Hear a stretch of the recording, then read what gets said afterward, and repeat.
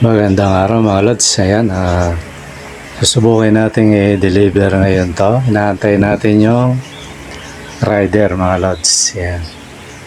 Totally, ano yan. Gabi pa naman ang maaga ko lang silang kinuha para kasi mahirap pag gabi na.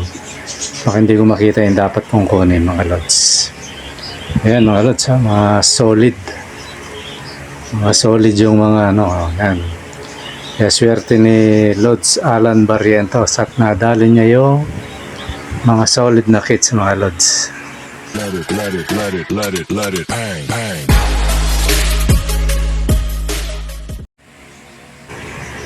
Ayun mga Lods, magandang araw yan. Hinuli natin tong mga to kasi di-deliver na to maya maya mga Lods. Ayan, mga solid mga Lods. At napakaswerte ni Lods Alan Barrientos yan.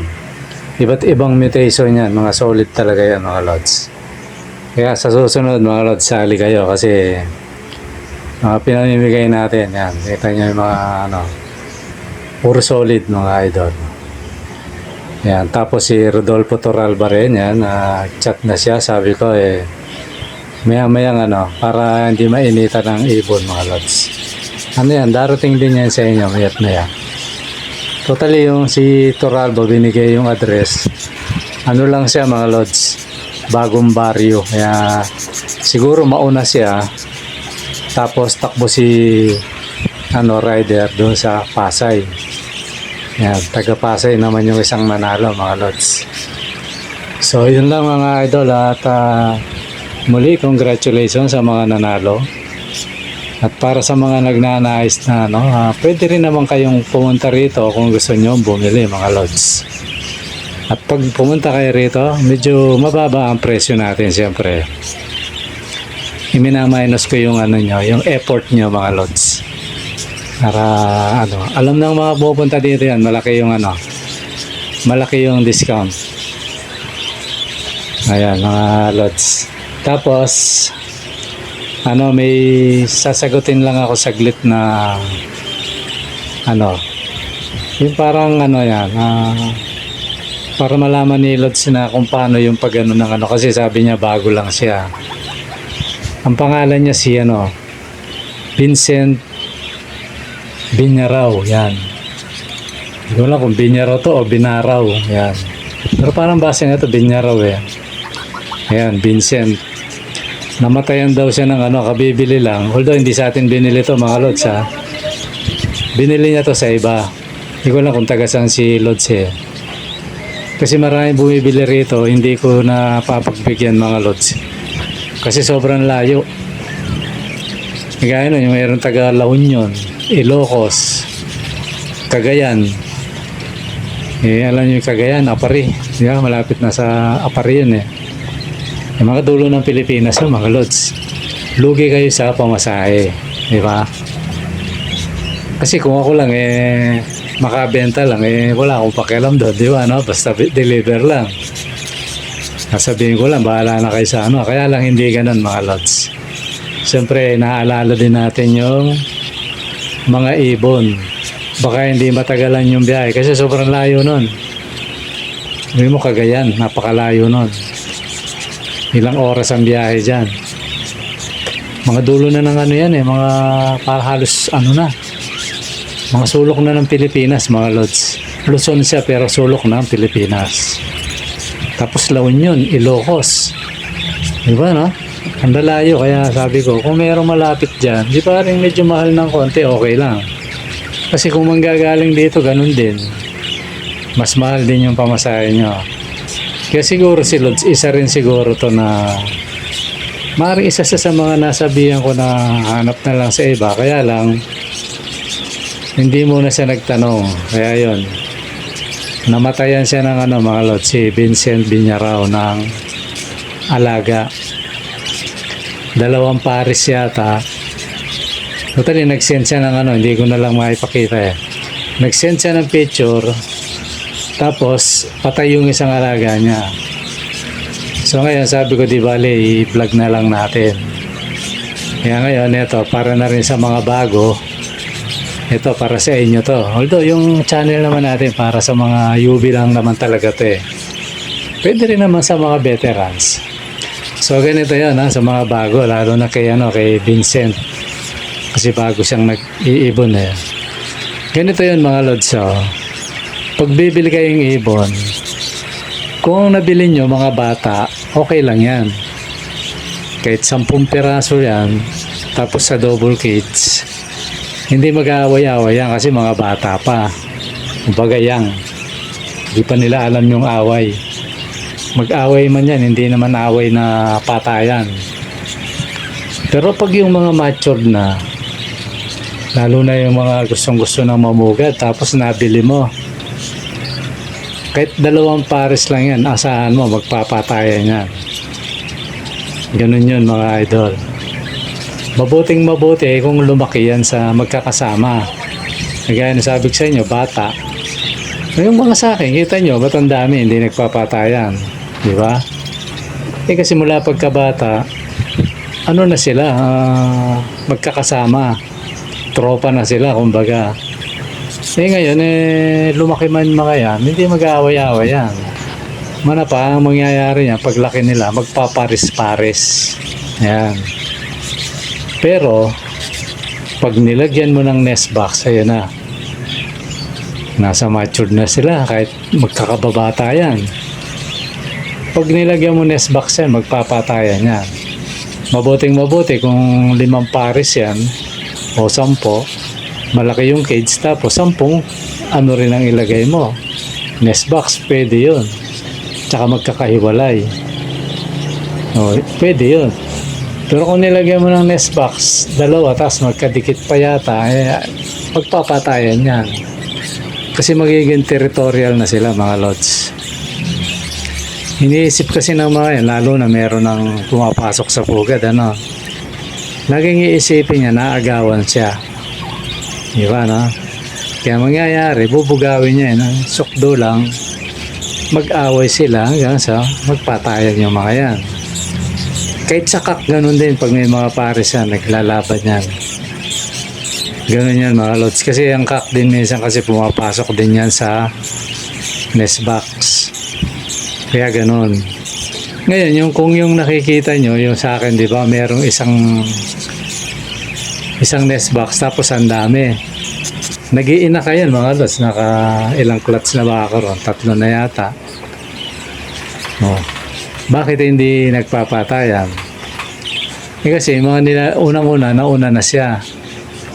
Hindi na nila maaagaw yun. Tapos ang nilalagay ko ron minsan, mga bata.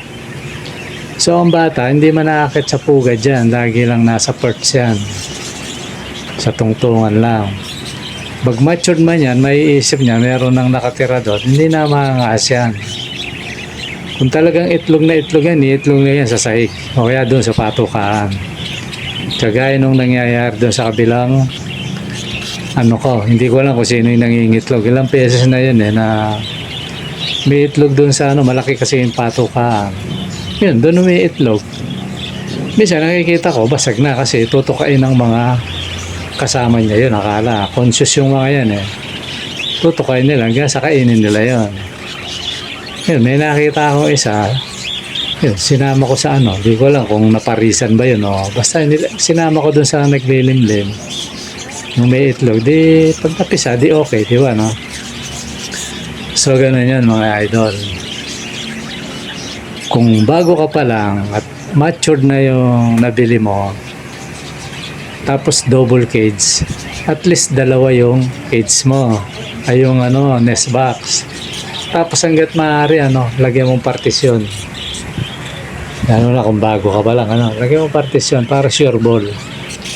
Kasi ako hindi ako Although ngayon, dahil gusto ko kasi, ang iniisip ko kasi pag naginakay, baka yun nga, pag nagbabaan na, mag-away-away ka, may partisyon yun sa akin. Pero kahit alisin ko, hindi mag-away-away yan kasi, nagsila kayo magkakasama yun. At saka may technique, dapat hiwalay. Huwag mong pagdikitin yung nest box. Lalo na kung double cage lang yung yung kulungan. Huwag mong pagdidikitin kasi pag pinagdikit mo yan, asahan mo yan, magpapatayan yan. O pasukin ng isa, itapon yung itlog ng isa, tapos kung may inakay yan, papatayin yung inakay. Ganun yan mga lods. Kaya iwasan nyo yon. Siguro kung UV ka, tapos nabili mo lang yung na matured na, lagyan mo na lang ng partisyon para sigurado. Tapos yung partisyon, kasi mag-aaway pa rin yan, panigurado lagyan mo plywood kahit manipis lang. Basta mabakuran lang konti para hindi magkagata, kasi nangangagat din niya, kakagatin yung paa, ganyan. Minsan mapuputol ang paa niyan. So ganun yan load sa Vincent Biñarao. Ngayon ganito, hindi ko lang kung hanggang saan yung kakayanan mo. Kung kaya mo bumili ng isa pang cage, gusto mo talaga nakakalipad ng maganda, bili ka uli ng isang double cage. Dun, kung dalawang pares yun, yan mo, bili mo na lang ng pares siguro yung isa, tapos paghiwalayin mo, kasi mas maganda rin talaga yung malaki yung cage. Alam niyo kung bakit? Para para na-exercise ang ibon. Ganun yan. Pero naman, kung talagang walang-wala, partisyonan mo, makaka-breed din naman yun Kasi ako subok ko na yan, kay malaki yung cage, kay maliit ang cage, nagbe-breed yan. Although may technique yun, may mga teknika yun. Pag maliit ang cage, kahit sabihin mo, although pag may inakay, okay lang nakargahan mo ng pagkain. Okay lang yan. Kasi kung maliit ang cage tapos wala pang inakay, todo pagkapakain ka, maliit ang cage, magkakaroon na sapola yung mga ibon mo, lods.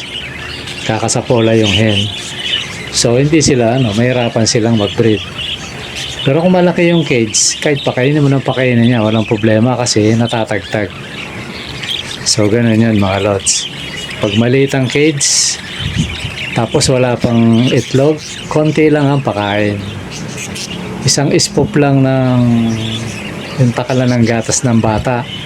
Pag wala kayong takalan, kutsara.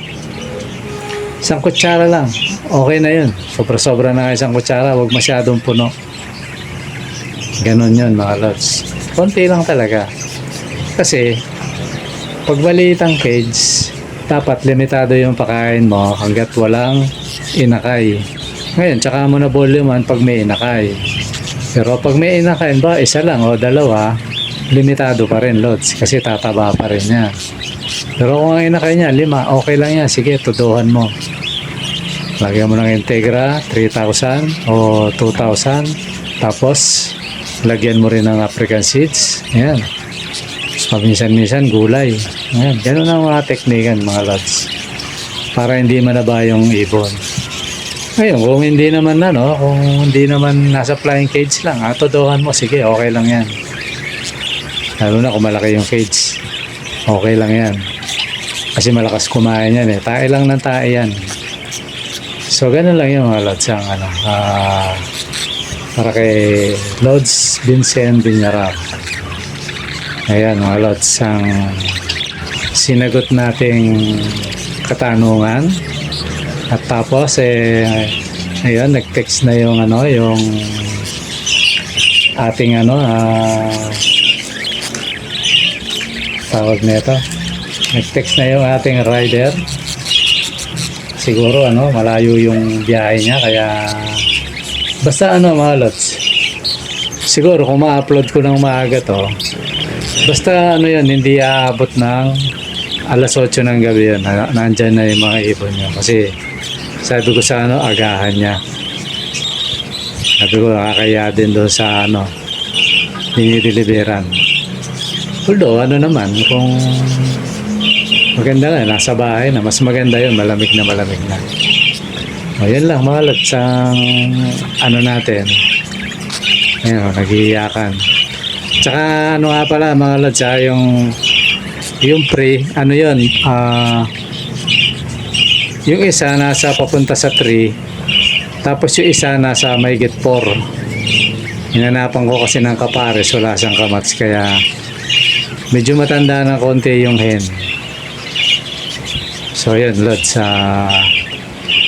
tapos sabi ni Idol Barrientos, daw, huwag na ilagay sa carrier. lagay na lang daw sa box. Kaya ayun, hinuli ko na sila rito. Yun mga lods, samantalang tayo nagbablog, may nag-doorbell. Ayan, yun na yung rider kanina.